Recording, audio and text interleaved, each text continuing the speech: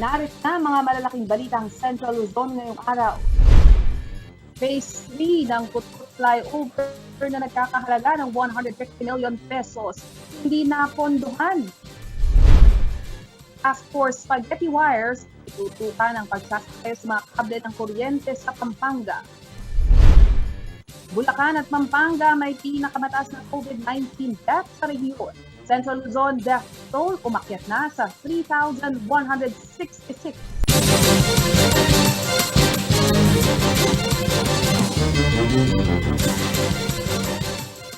Maya Pabegi, Pampanga, magandang gabi Central Luzon. Ako si Nicolette Henson Hizon. Narito na ang mga nangguna at tinutupang balita ng CLTV News. Lumampas na sa 3,000 ang bilang ng mga namamatay sa Litang Luzon dahil sa COVID-19. Sa mga probinsya ng Bulacan at Pampanga na italang pinakamataas na bilang ng mga nasawi rito sa rehiyon. Ang Department of Health ipinaalala ang patuloy na implementasyon sa mga itinakdang health protocols.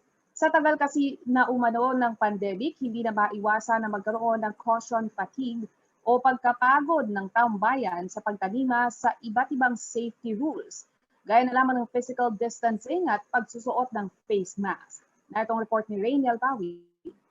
Mahigit isang taon nang magsimula ang COVID-19 pandemic, maraming Pilipino na ang namatay dahil sa naturang sakit.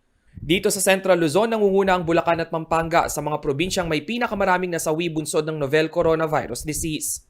Base sa June 30 COVID tally ng rehiyon, tumungtong nasa 972 ang bilang ng mga Bulakenyong namatay dahil sa COVID, habang 808 naman ang sa Pampanga.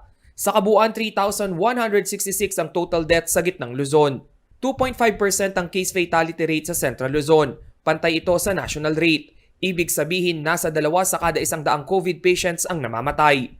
Samantala, Pampanga at Bulacan din ang may pinakamataas na naitalang bagong kaso sa loob lamang ng isang araw nitong June 30. 85 ang sa Bulacan at 61 sa Pampanga.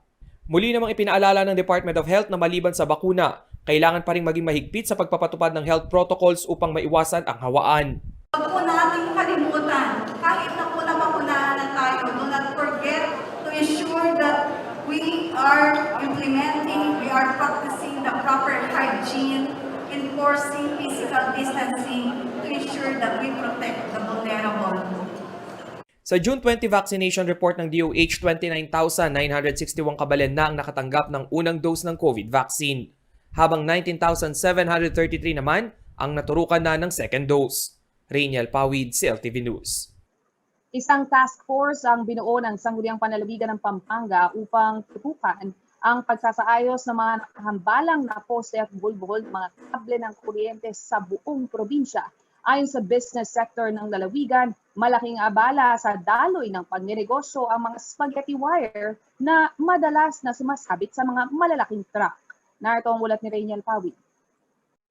Sa katatapos na special hearing ng Sangguniang Panlalawigan ng Pampanga kaugnay ng mataas na singil ng mga power distributor, natalakay rin ang problema sa mga nagbuhol-buhol na kable ng kuryente sa ilang bahagi ng lalawigan. Isa sa mga unang umalma sa usapin ng spaghetti wires ay ang Pampanga Chamber of Commerce and Industry Incorporated o PAMCHAM. Hindi lamang umano ito peligroso sa buhay ng tao bagkus malaking sakit sa ulo sa transportasyon ng ilang produkto. It is hampering yung free flow of trade and commerce. So, problema ito ng ibang mga negosyante kasi yung mga trucks nila hindi nakakadaan at pumupunta pa sa iba't ibang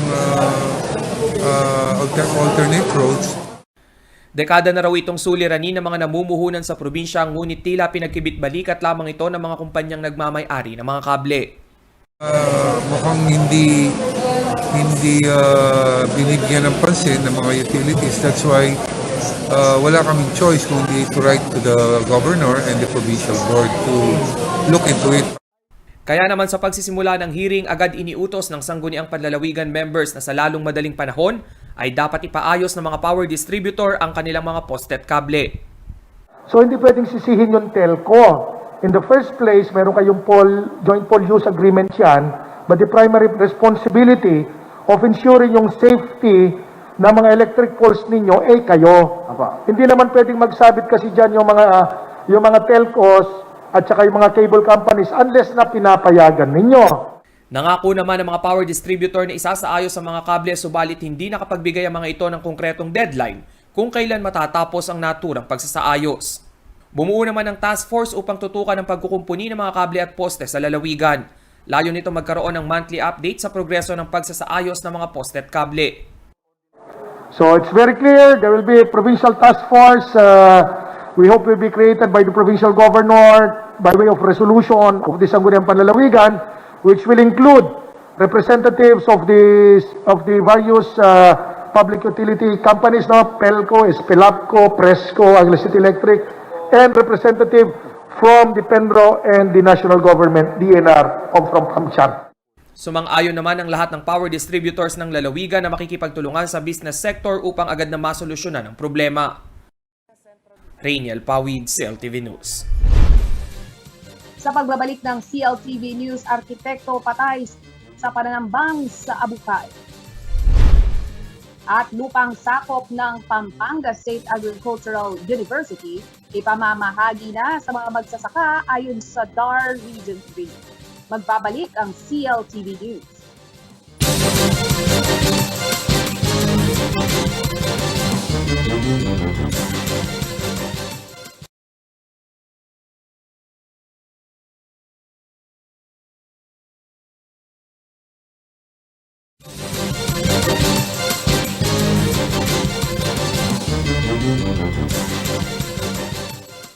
Nagbabalik ang CLTV News at sa iba pang mga nangunang balita.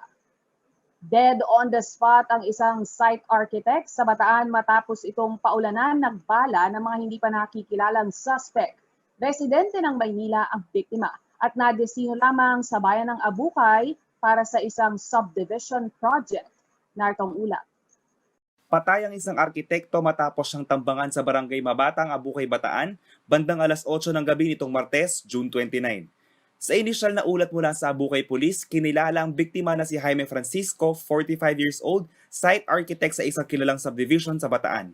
Residente ng Maynila si Francisco at nananatili lamang sa Bataan dahil sa tinatapos na proyekto.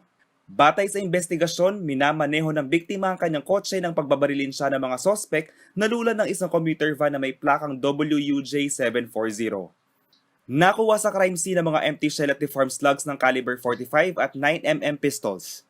Kaagad na naglatag ng dragnet operation ng PNP para sa posibleng ikadarakip ng mga sospek habang inaalam pa ang motibo sa krimen. JM Desus, CLTV News. Malapit na raw maipamahagi sa mga magsasaka ang kulang-kulang sa 2 hektaryang lupain na sakop ng Pampanga State Agricultural University o PSAU. Ito ay batay na rin sa Executive Order 75 ni Pangulong Rodrigo Duterte na naglalayong maibigay sa mga magsasaka ang mga di umano'y nakatiwangwang na lupa na pagmamay-ari ng pamahalaan. Git naman ang pamunuan ng naturang pamantasan. Narito ang eksklusibong report. Unti-unti nang nagkaroon ng liwanag sa pamamahagi ng lupa sa mga magsasaka na benepisyaryo ng lupang agraryo sa higit 508 hektarya na nasasakupan ng Pampanga State Agricultural University o PSAU. Ito ang kinumpirma ng focal person ng Damayan Commonwealth Farmers Association Incorporated na si Danilo Yumul sa CLTV News. Kasunod ng pagbisita ni Department of Agrarian Reform o DAR Secretary Jan Castriciones sa Magalang, Pampanga nitong 30 ng June. Sa salita umano ng kalihim, 174 hectares sa 310 hectares na nailipat na ang ownership mula sa PSAU sa Republic of the Philippines ay sigurado ng maipapamahagi sa mga magsasaka. Yung initial, doon sa 376, na shoot title ng ipamimigay sa mga qualified beneficiary, 174 hectares. Yun nga po yung sinabi rin sa pagbisita ni Kalim na yung 174 hectares yung on process na yung CLOA. Ang 174 hectares na ito ay sakop ng magkatabing barangay ng bayan ng Arayat at Magalang sa Pampanga. Hindi lamang ang mga malalawak na lupaing agraryo, kundi pati na ang mga residential area ng magsasaka. Sinabi ni Yumul, ang revalidation na inapila ng pamunuan ng Pampanga State Agricultural University na sinasabing may pasilidad ng eskwela ay siniyasat din ng kalihim. Dito nakita umano niya ang estado ng mga nakatiwangwang na lupa na sinasabi ng PSAU na may approved development plan. doon sa ginawang ocular inspection ng mga representative nanda sa pangunguna ni Secretary Jan, abita Sara, alalan talagang ikit. So yung sinasabi niyang doon sa legal battle, na development plan at saka budget, wala siyang nakita ron. 368 individuals ang mababahaginan ng Collective Certificate of Land Ownership Award o CLOA sa 174 na hektarya. Para mapabilis ang proseso ay hindi umano ito ginawang individual CLOA. A total of 368 individual. Ano na po yun, both farm lot at saka home lot. Kasama nun po yung mga bahay nila at saka yung mga sinasakan nila. Nasa 368 individuals. Kinumpirma ni Attorney Doji Cayabyab, ang legal officer ng DAR Region 3, ang impormasyong binanggit ni Yumul sa CLTV News Team. Tumanggi muna itong magpa-record sa aming panayam sa telepono, pero pagtitiyak niya na sa ilalim ng revalidation ng 310 hectares, may mga kolatilya lamang silang sinisiyasat. Ngunit ang pag-transfer ng ownership sa gobyerno ay indigasyon na umano ito na ang mga nalalabi pang agricultural lot na pasok sa Executive Order 75 ay maipapamahagi sa mga lehitimong magsasaka. Samantala, ayon sa planning director ng PSAU na si Dr. Rafael, wala naman umanong nagbago sa standing position ng universidad sa inisyatibo nito na 174 hectares ay ipapamahagi sa mga benepisyaryong magsasaka. Paulo G. Santos, CLTV News. Sa pagbabalik ng CLTV News Phase 3 ng Kutkut Flyover na nagkakahalaga ng 150 million pesos, hindi na pondohan? Magbabalik ang CLTV News.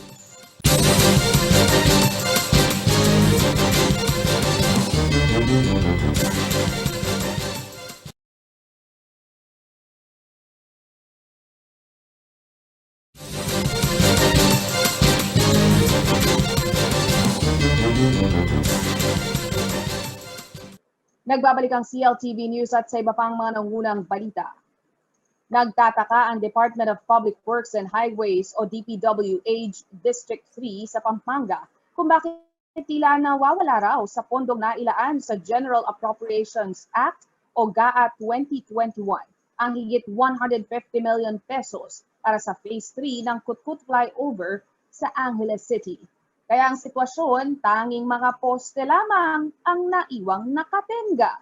Narito ang report. Palaisipan sa mga motorista na paroon at parito sa boundary ng Porac at Angeles City, Pampanga, ang biglang paghinto ng construction activities sa Kutkut Flyover. Higit isang buwan na umano kasi ang nakalilipas matapos na maiporma ang mga haligi ng flyover. Ang mga heavy equipment ng kontratista hindi na makita. Kaya sa mata ng publiko, ang biglang paghinto ng proyekto may kanya-kanyang hinala. So hindi niyo po alam? Hindi po. Baka siguro dahil din sa pagkawala ng pondo, ganun. Possible din na kasi magtatagulan kaya in-stop nila yung paggawa. Sa sumbong ng ilang motorista sa news team, bukod sa minsang palyadong traffic light sa kanto ng PhilAm Friendship Highway at papasok sa Porac, ang mga dambuhalang poste ay peligroso umano sa mga motorista, lalo na kapag kagabi. Dahil ni reflektor ng mga haligi, walang nakasabit. Pwesto ng mga haligi, sir, langanin eh. Pero delikado, sir. Delikado sa daan. Oo, delikado. Delikado. Langanin, oh. Parang hindi pinagpaplanohan eh. Nakipag-ugnayan agad ang CLTV News kay Assistant District Engineer Arnold Ocampo. Kinumpirma niya na ang dahilan ng pagkaantala ng proyekto ay dahil sa nawawala umanong 150 million pesos na pondo para sa Phase 3 na dapat ay pasok sa General Appropriations Act of 2021. Ito 150 million para kayatang completion ni Karen, katang babo. Anyang di natang yung budget ni, kabut niya ala. Wala niya kabut. Ang Phase 1 at Phase 2 na nabid na raw ng 100 million pesos ang makikita ngayon na nakatindig sa gitna ng intersection ng highway. Sinabi ni Engineer Ocampo na pati sila ay nangangapa kung papaano nangyari na hindi napondohan ng Phase 3 ng flyover. So, may bid no raining nga dua. Kay ba't ongoing na lo, katani pa balo na di natang itang metong nga phase 8 na. Atin para completion sana kaya tang babo, kaya tang superstructure. Ayon sa DPWH, ang 700 meters na infrastruktura ay nagkakahalaga ng 500 million pesos. Taunan daw ang paglalaan ng pondo sa proyektong ito. Kasi may DBM buo, kaya sir, multi-year yung project eh. 2022 sir, atin na itang 215 ng request. Kaya ba't ini 150 ng 2021? Kaya tang papuntang bandang Clark side, atin itang para 250 million including railing, approaches. Nangako naman ng DPWH na kanilang isasaayos ang pagtatalaga ng early traffic warning device sa inirereklamong mga poste na bumubulaga sa mga motorista. Habang hindi naman tiniyak sa CLTV News Team kung kailan muling maipagpapatuloy ang infrastruktura na kanila pa umanong nire-request ang pondo. Paulo G. Santos, CLTV News. At yan ang mga balitang nakalap ng CLTV News. Para sa karagdagan pang detalye, maaari niyong i-follow ang aming social media pages at CLTV36 Official, at CLTV36 News, at CLTV36. Kung nais nyo ang balikan ng mga programa ng CLTV, maaari niyong bisitahin ang aming YouTube channel at CLTV36 Official at ang ating website www.cltv36.tv. Kasama ang buong puwersa ng CLTV News and Current Affairs. Ako si Nicolette Henson Hizon. Maraming salamat at magandang gabi.